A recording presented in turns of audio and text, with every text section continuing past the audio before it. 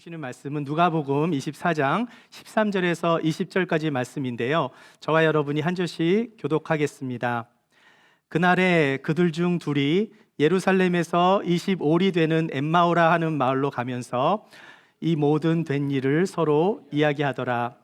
그들이 서로 이야기하며 문의할 때에 예수께서 가까이 이르러 그들과 동행하시나 그들의 눈이 가리워져서 그인 줄 알아보지 못하거늘 예수께서 이르시되 너희가 길 가면서 서로 주고받고 하는 이야기가 무엇이냐 하시니 두 사람이 슬픈 빛을 띠고 머물러 서더라. 그 한 사람인 글로바라 하는 자가 대답하여 이르되 당신이 예루살렘에 체류하면서도 요즘 거기서 된 일을 혼자만 알지 못하느냐. 이르시되 무슨 일이냐. 이르되 나사렛 예수의 일이니 그는 하나님과 모든 백성 앞에서 말과 일에 능하신 선지자이거늘 우리 대제사장들과 관리들이 사형 판결에 넘겨주어 십자가에 못 박았느니라. 아멘. 네, 오늘은 예수님의 부활 이후의 제자들이라는 제목으로 말씀을 나누도록 하겠습니다.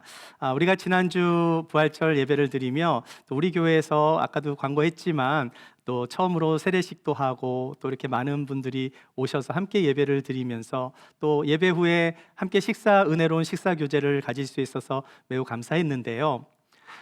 예수님을 믿는 우리 기독교인들은 부활하신 예수님 때문에 주일에 모여 예배를 드리고 있는 거예요.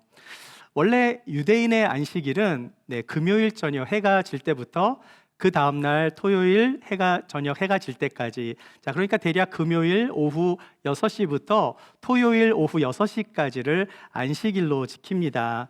그런데 기독교의 예배는 예수님의 부활하신 날이 주일 새벽이었잖아요.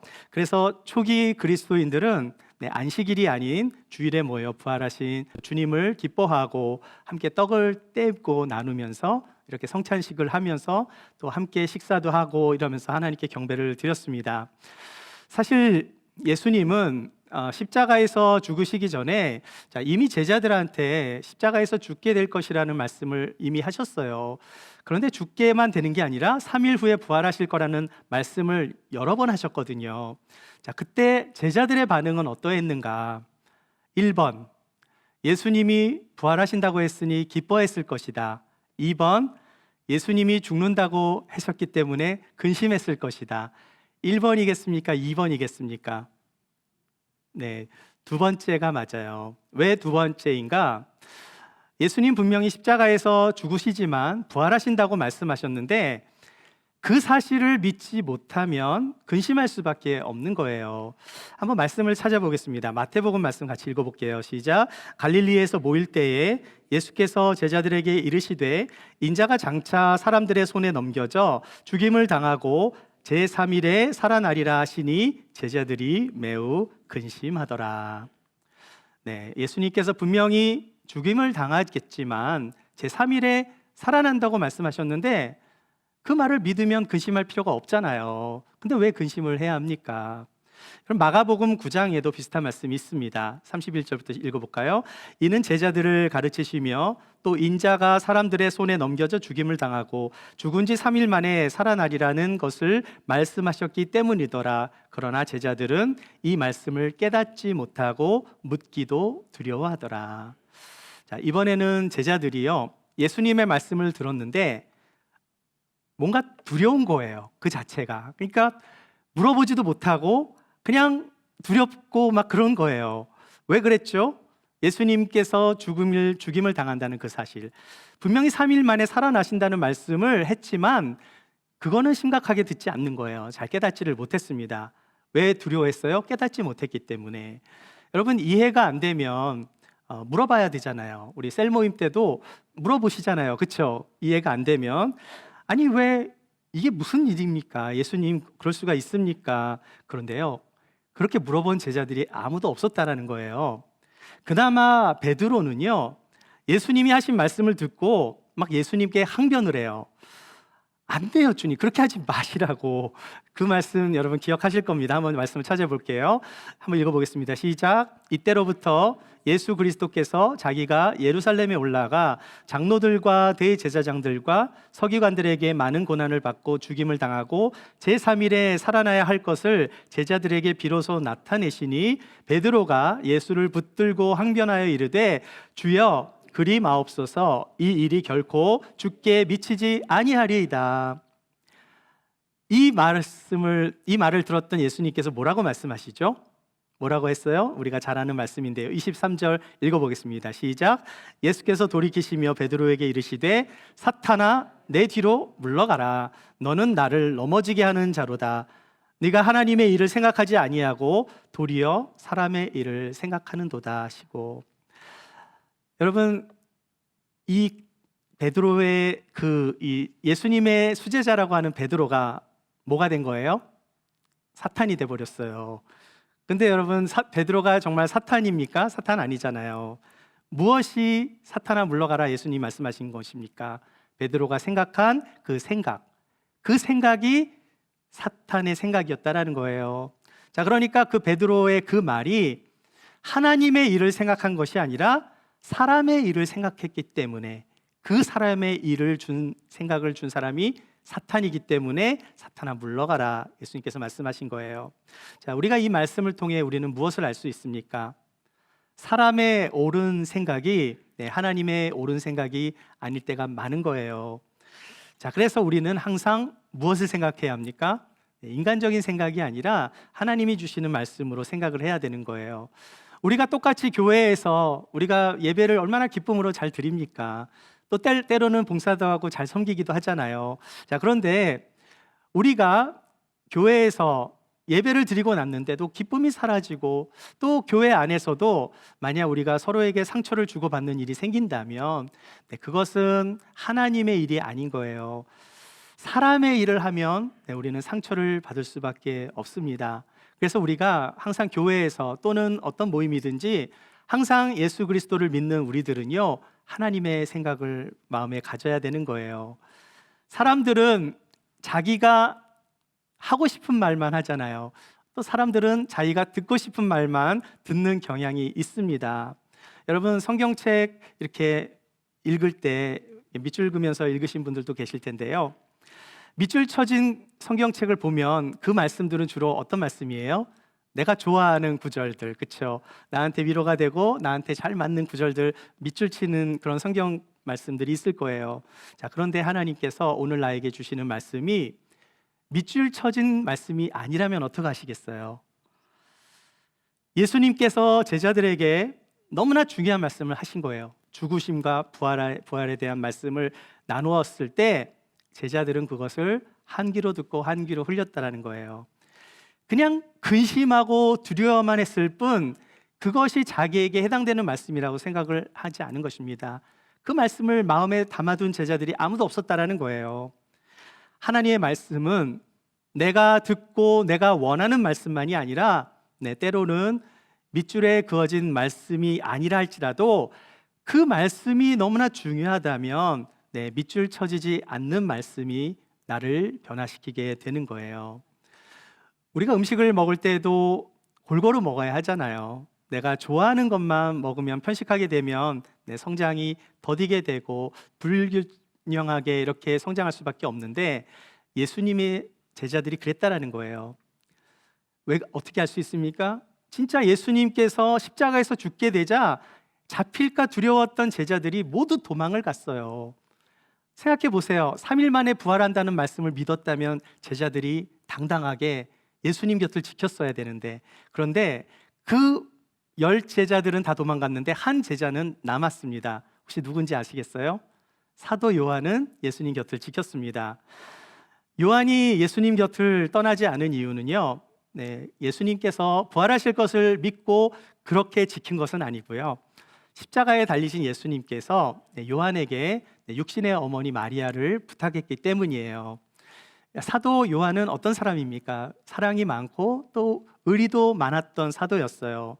예수님께서 십자가에서 숨을 거두시기 전에 요한에게 육신의 어머니 마리아를 부탁하자 네, 그렇게 사랑이 많았던 요한은 오랜 세월 동안 마리아를 집에 모시고 그렇게 살았어요. 자, 그리고 이제 예수님이 십자가에서 죽으시고 다음 날 토요일이 된 거예요.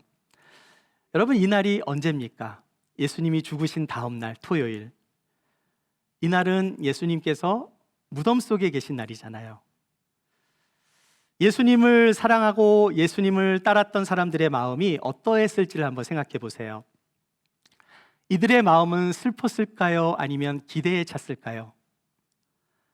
안타깝게도 그 어떤 사람도 그 예수님의 제자를 포함해서 예수님을 따르고 예수님을 사랑했던 그 어떤 사람도 그 토요일에 예수님의 부활을 믿고 기대에 찬 사람은 아무도 없었다는 거예요. 그날이, 그 토요일이 어쩌면 가장 힘들고 가장 슬픈 날이 되었을 거예요. 자, 그런데 만약에 그럼에도 불구하고 그 토요일에 예수님의 부활을 정말 믿는 사람이 있었다면 그날은 어떤 날이 되는 겁니까?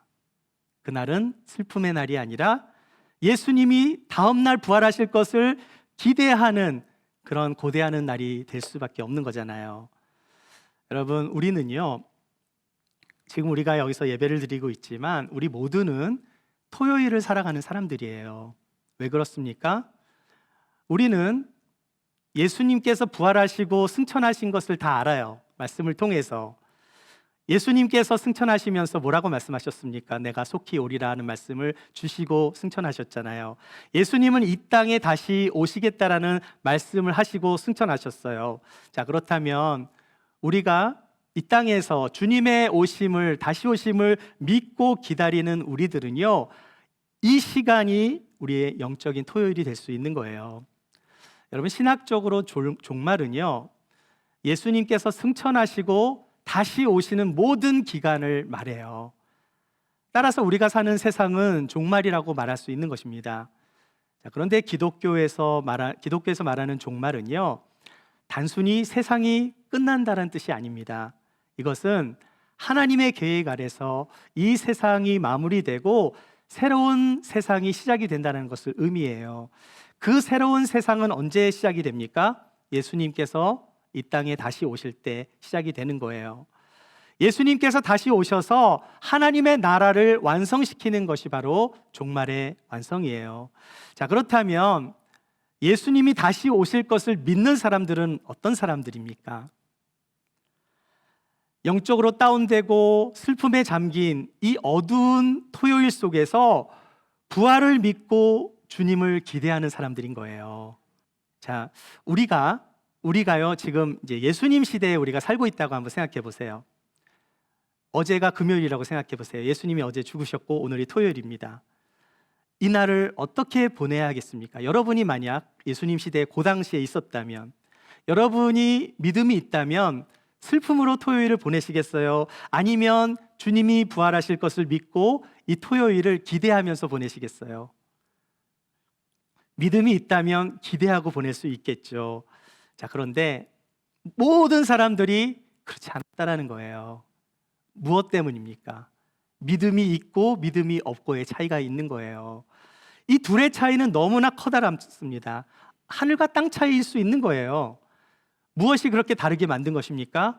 예수님의 부활을 믿느냐, 믿지 못하느냐에 따라서 그날의 토요일은 하늘과 땅 차이로 다를 수밖에 없다라는 거예요. 자, 오늘 본문은 이렇게 시작합니다. 1절에서 3절 말씀 같이 한번 읽어보겠습니다. 시작. 안식 후 첫날 새벽에 이 여자들이 그 준비한 향품을 가지고 무덤에 가서 돌이 무덤에서 굴려 옮겨진 것을 보고 들어가니 주 예수의 시체가 보이지 아니하더라. 안식 후 첫날 새벽이면 언제죠? 주일 새벽이에요. 여인들이 무엇을 가지고 갔습니까? 향품을 가지고 무덤으로 간 거예요. 여러분, 향품은요, 향유와 같은 향기로운 기름을 말해요. 향유를 준비했다라는 것은 시신을 향기롭게 하고 또 존중이 여기는 유대인의 전통 때문에 그렇게 향유를 가지고 간 것입니다. 자, 그렇다면 이 여인들은 예수님이 부활하실 것을 믿고 가지고 간 거예요? 아니면 예수님의 죽으신 몸에 바르기 위해 가지고 간 걸까요? 네, 죽으신 몸에 바르려고 가지고 간 겁니다. 만약 이 여인들이요, 예수님이 부활하실 것을 이 여인들이 진짜 믿었다면 향품을 가지고 갈 필요가 없는 거잖아요. 그런데 향품을 가지고 갔다는 이유는 예수님께서 계속 여기 계실 것이다라고 믿고 간 거잖아요. 자, 그런데 향품을 가지고 무덤에 가보니까 너무나 놀라운 일이 벌어진 거예요. 어떻게 됩니까? 네, 무덤을 덮고 있는 돌이 열려져 있는 겁니다. 제가 여러분에게 질문을 드릴게요. 이 돌은 누가 옮겨놓은 걸까요? 굉장히 무겁거든요. 이게 사람이 혼자서 할 수가 없는 거예요. 자, 제가 여러분에게 질문 드립니다. 1번, 예수님의 제자들일 것이다. 손. 2번, 로마의 병사들일 것이다. 3번, 천사들일 것이다. 4번, 잘 모르겠는데요. 자, 손 안 드신 분들은 뭐죠? 여인들이 열려라 참깨? 그래가지고 열려졌을까요? 자, 1, 2, 3, 4번 중에 몇 번이냐면 정답은 3번입니다. 천사들이에요. 우리 마태복음 28장 말씀 같이 읽어보겠습니다. 시작. 큰 지진이 나며 주의 천사가 하늘로부터 내려와 돌을 굴려놓고 그 위에 앉았는데 지키던 자들이 그를 무서워하여 떨며 죽은 사람과 같이 되었더라. 여러분, 예수님의 몸은요, 예수님의 부활하신 몸은 이전 몸하고는 좀 달라진 이전 몸이 아니에요. 만약에요, 이 예수님이 부활하시고 밖으로 나가시라고 천사가 열어놓은 게 아닙니다. 예수님은요, 그냥 통과하실 수 있는 몸이에요. 몸으로 바뀌었어요. 어떻게 알 수 있죠?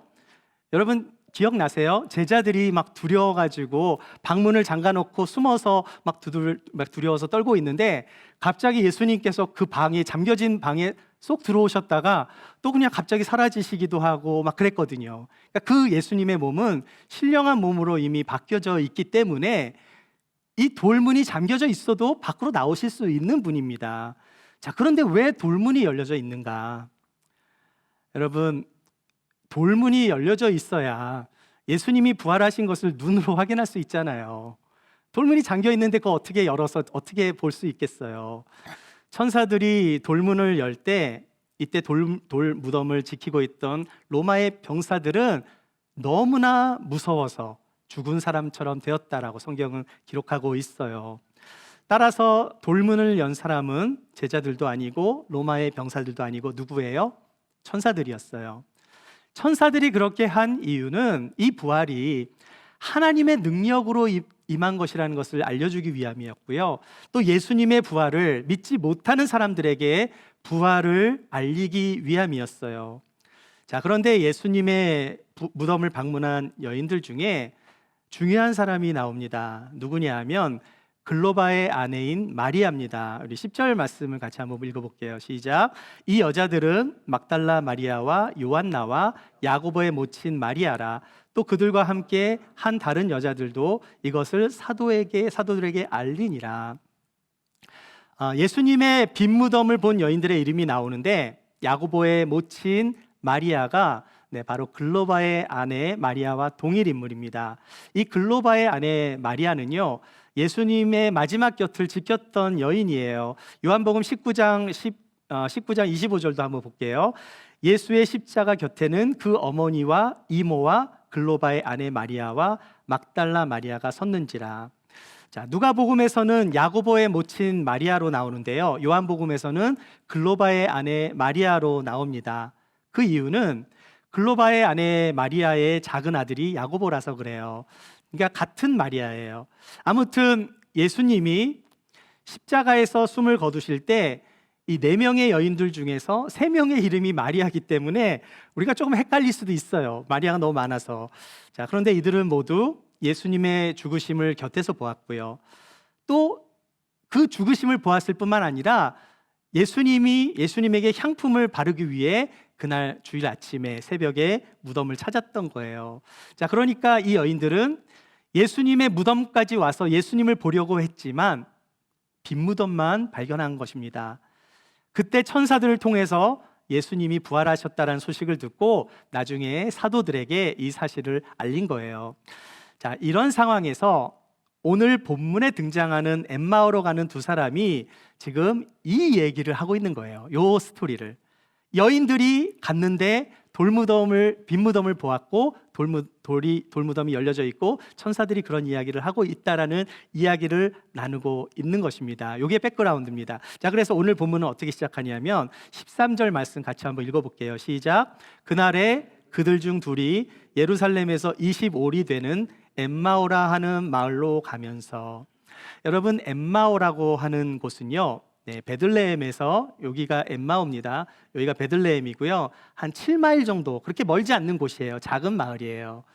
자, 여기서 이 엠마오로 가고 있는 두 사람이, 자, 지금까지 벌어진 일들, 제가 좀 전에 말씀드렸던 일들을 서로 이야기하면서 걸어가고 있었어요. 자, 이 걸어가고 있는 사람의 이름이 무엇인가? 18절을 보시면은요, 네, 엠마오로 가고 있는 사람의 이름이 글로바인데 한번 읽어보겠습니다.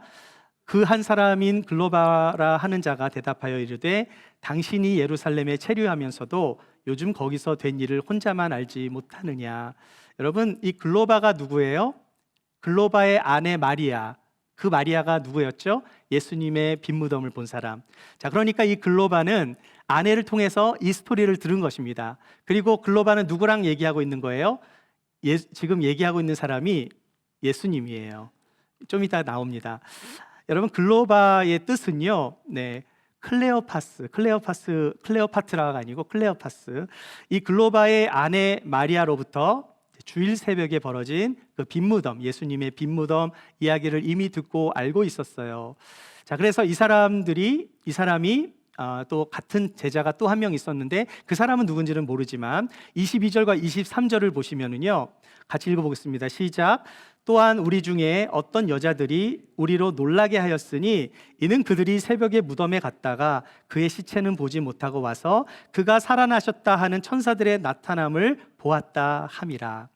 이들이 본 거예요? 아니면은 그 여인들이 본 얘기를 들은 거예요? 네, 그 여인들이 한 이야기를 들은 겁니다. 자, 그래서 글로바는 아내 마리아를 통해서 예수님의 빈무덤 이야기를 들은 건데 이 얘기를 누구한테 준 거예요? 예수님한테 해준 거예요. 자, 그러면서 우리 중에 어떤 여자들이 우리로 놀라게 했다. 그러니까 글로바는 예수님에게 자기 아내가 해준 말을 나누고 있는데 그 이야기가 무엇입니까? 예수님의 시체는 보지 못했지만 천사들이 그가 살아나셨다라는 이야기를 예수님께 해준 거예요. 자, 그런데 그들은 예수님이 지금 누구인지를 알지를 못해요.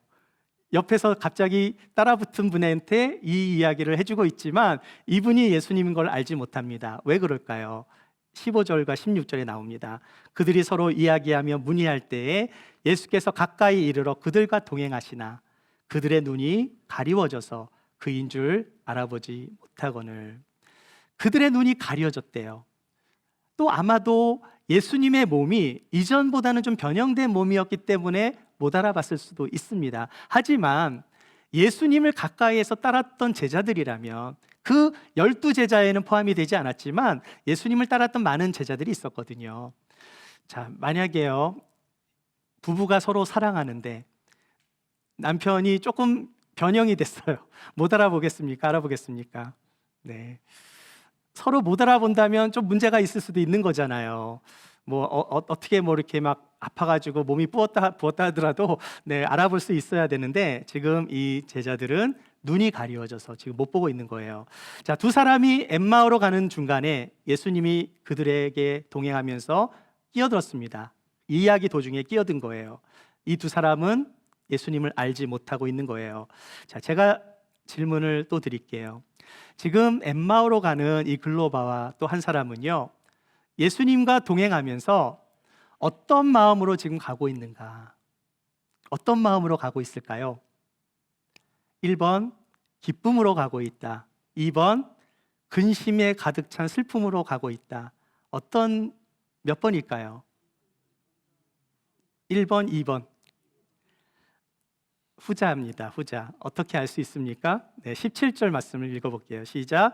예수께서 이르시되 너희가 길 가면서 서로 주고받고 하는 이야기가 무엇이냐 하시니 두 사람이 슬픈 빛을 띠고 머물러 서더라. 이 두 사람은 지금 어떤 마음이에요?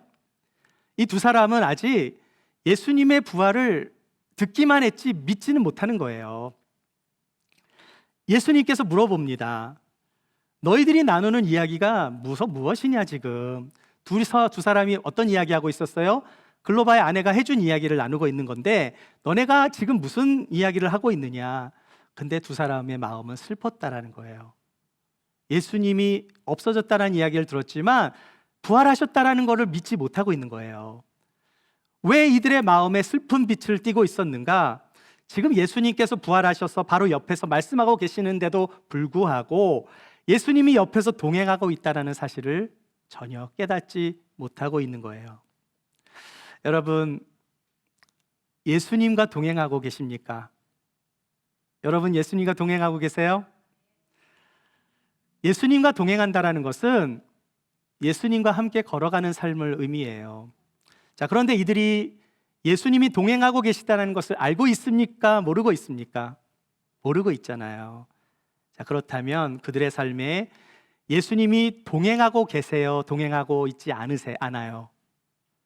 예수님은 그들과 동행하고 계시거든요. 옆에서 그들과 이야기를 나누면서 예수님과 이야기를 나누고 있음에도 불구하고 그분이 예수님인 것을 모르고 있는 거예요. 이 사실을 통해 우리는 무엇을 알 수 있습니까? 우리의 신앙은 어떤가요?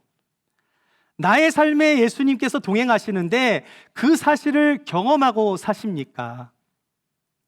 아니면 예수님께서 동행하심에도 불구하고 아무것도 모르면서 살아가고 있습니까?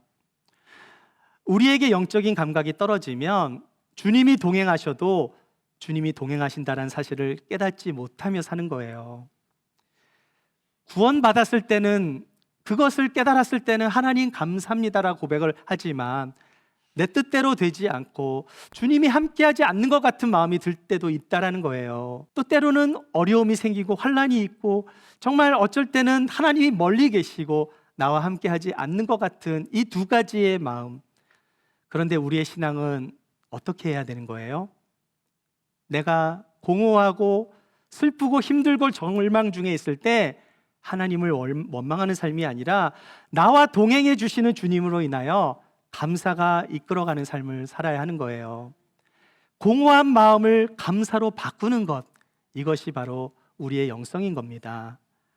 이것은 주님이 나와 함께 하신다라는 믿음이 있을 때 가능한 거예요.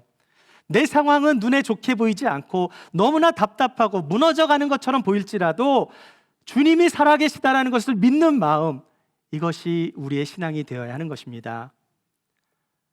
주님이 나와 동행해 주시기 때문에 내 마음이 평안합니다. 주님이 함께 하시기 때문에 고난 중에서도 내 마음은 안전합니다.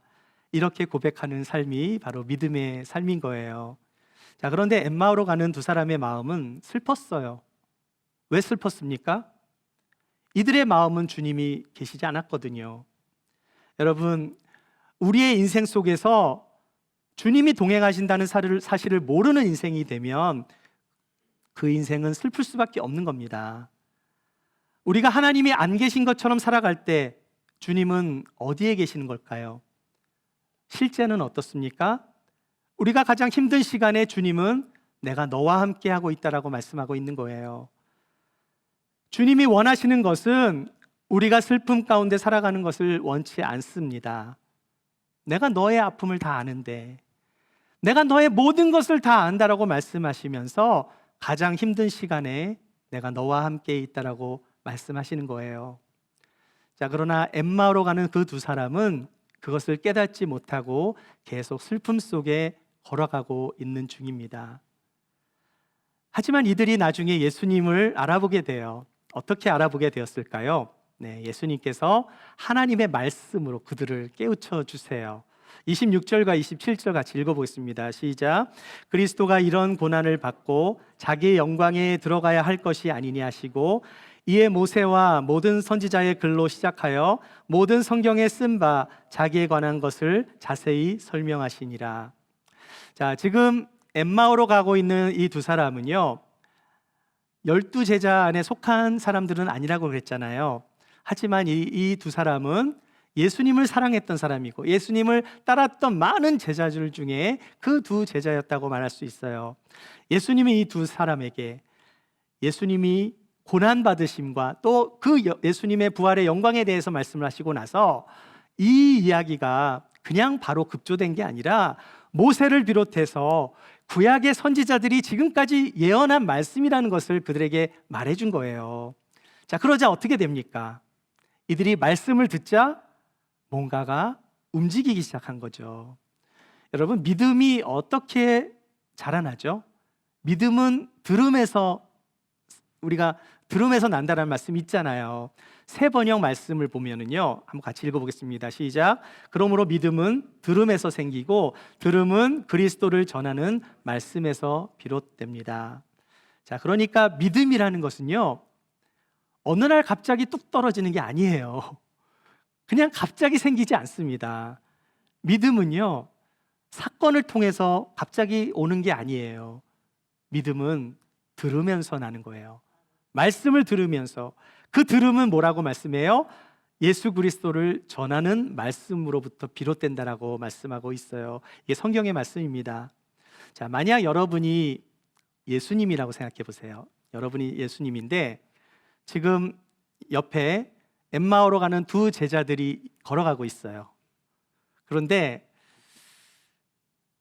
이 두 사람이 전혀 예수님을 알아보지 못합니다. 그러면 여러분의 마음이 어떻겠어요?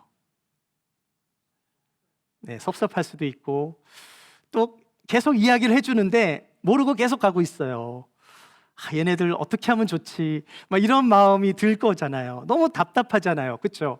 막 깨닫게 해주고 싶은데 말귀를 하나도 못 알아듣고 계속 걸어가고 있으니 옆에서 내가 바로 부활한 예수다 이렇게 이렇게 얘기해주고 싶지 않겠어요? 자, 그렇다면 우리가 이 답답한 마음을 우리가 조금이라도 느낀다면 지금 엠마오로 가는 두 사람을 보면서 우리의 모습도 들여보다 볼 수 있어야 하는 거예요. 우리의 삶은 어떻습니까? 주님이 동행하심에도 불구하고 우리가 그것을 깨닫지 못하고 엉뚱한 것을 붙잡고 의지하며 살아갈 때는 없었던가요? 만일 우리의 모습이 그랬다면 주님의 마음이 어떠실지를 한번 상상해 보자는 거예요. 그런데 예수님은 그들을 책망하지 않으세요. 오히려 예수님은 친절하게 엠마오로 가는 그 두 사람에게 구약의 말씀을 풀어서 설명해 주고 그리스도가 고난을 받아 죽었다가 영광의 부활로 살아날 것을 설명해 주십니다. 그리고 나서 여기에 그친 것이 아니에요. 그들과 함께 식사를 하세요. 30절과 31절 말씀 읽어보겠습니다. 시작.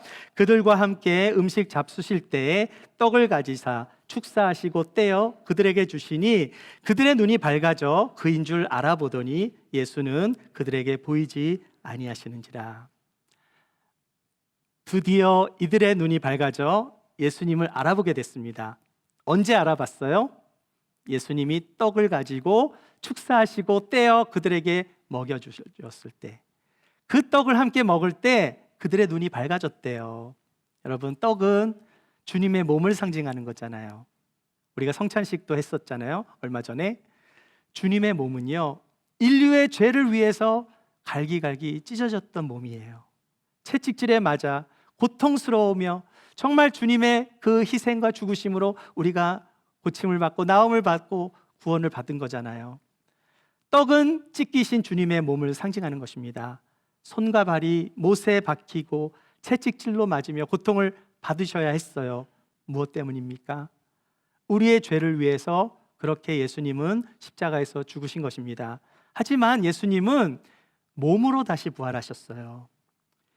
예수님께서 11 제자들에게 나타나시기 전에 가장 먼저 엠마오로 가는 그 두 사람한테 나타나셔서 구약의 말씀을 풀어주시고 그들과 함께 식사를 하시고 떡을 떼어서 나눠주자 그들의 눈이 밝아져서 이제 예수님임을 보게 된 거예요. 알아봤습니다. 그렇게 예수님의 빈무덤에 대해서 이야기를 나누며 슬퍼하고 걸어가고 있던 두 사람에게 예수님께서 직접 찾아가 주셔서 그들을 위로해 주셨을 뿐만 아니라 주님의 몸인 떡을 나누며 그들에게 영적인 눈이 띄어지게 만들어 주신 거예요. 이것이 바로 한 영혼을 사랑하시는 주님의 사랑인 줄 믿습니다.